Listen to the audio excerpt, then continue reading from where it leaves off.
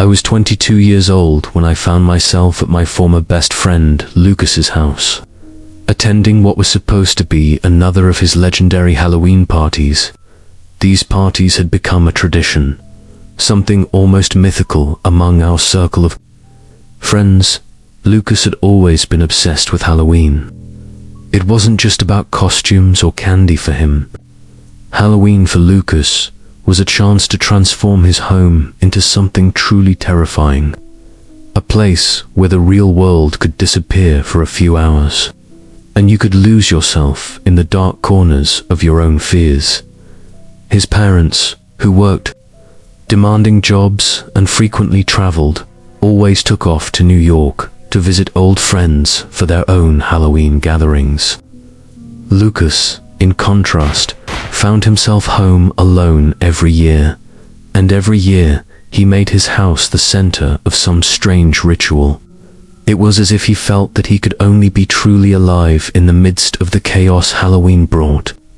He would fill his house with elaborate props, from blood-spattered walls to unsettlingly realistic dummies that looked more like corpses than decorations.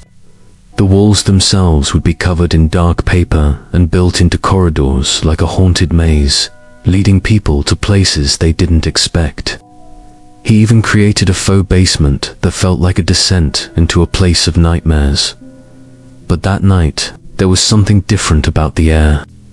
It was charged with a sense of expectation, as if something was waiting just beyond our comprehension, something that would shift the trajectory of all our lives. The party was as wild as always. Music blasted from the speakers, the sound of laughter and screams filling the house as people in costumes roamed the rooms. Intoxicated by the atmosphere, the decorations, the feeling that they were part of something bigger than themselves. Lucas and I, along with our friends Ben, Sam, and Alex, were in his room. Sitting in the haze of the smoke and the laughter, a dull sense of unease hanging over everything. Maybe it was the amount of substances circulating through the room, or maybe it was the sense that Halloween was more than just fun for us this year. Whatever it was, it made the night feel off, but we pushed it aside. We weren't the type to let the small discomforts stop us. Then it happened. Loud bangs from downstairs cut through the noise of the party, like something smashing into the front door. It was sudden, unnerving, and far too violent to be part of the chaos that Halloween typically brought. The sound echoed up the stairs, and without thinking, Lucas jumped to his feet. He looked at us, wide-eyed, his face draining of color. There was something wrong in his expression, something that told us this wasn't just a prank. He didn't need to say anything. The urgency in his body language said it all. "Hide," he whispered, his voice trembling. At first, we didn't understand. We were confused, but we obeyed. Maybe we thought it was part of the act, or maybe, deep down, we knew that whatever was going on was more real than we could comprehend.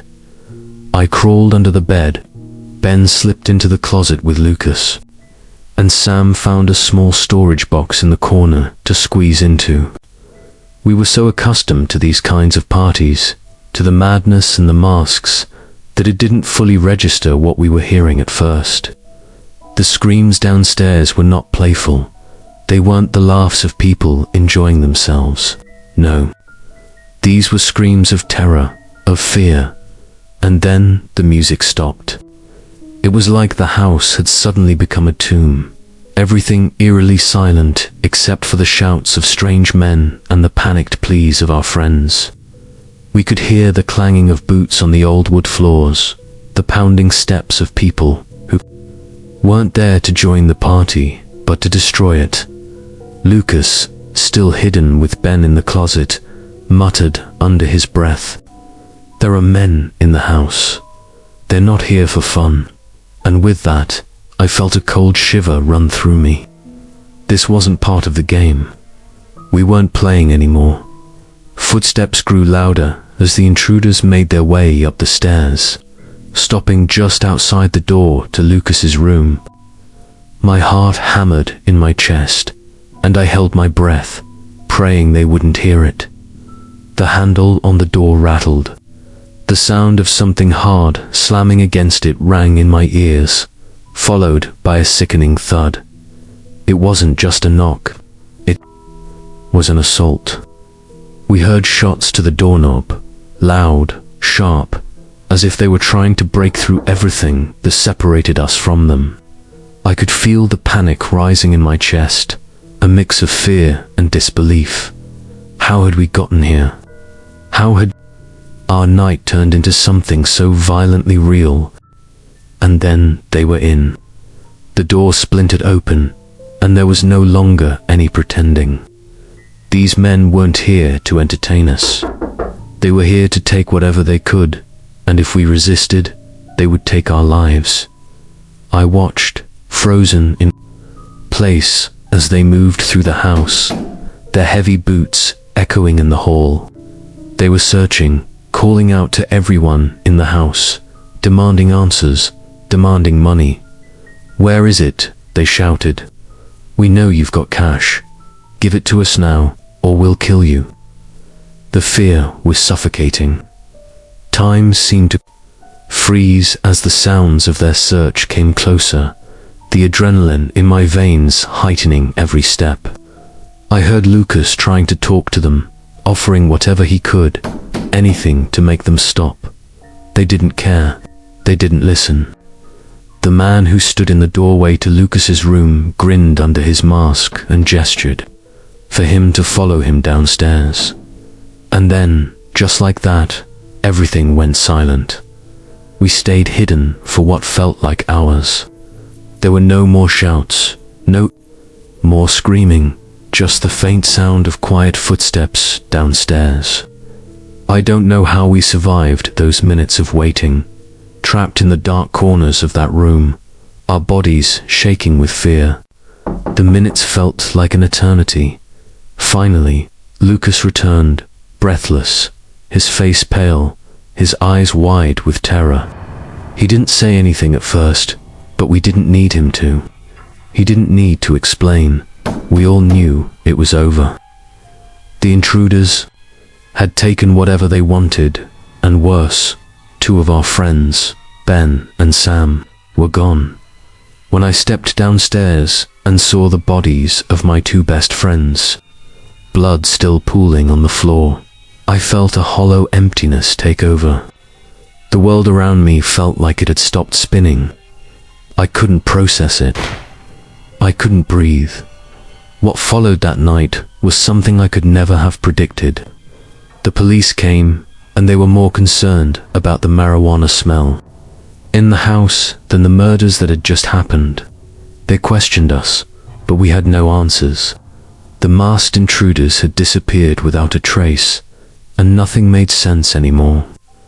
The questions and the anger swirled in my head, but I couldn't put words to them. Lucas struggled with it all. The weight of what happened pressed down on him, crushing him slowly. He turned to alcohol, and then to heavier substances, anything to escape the guilt that followed him every waking moment.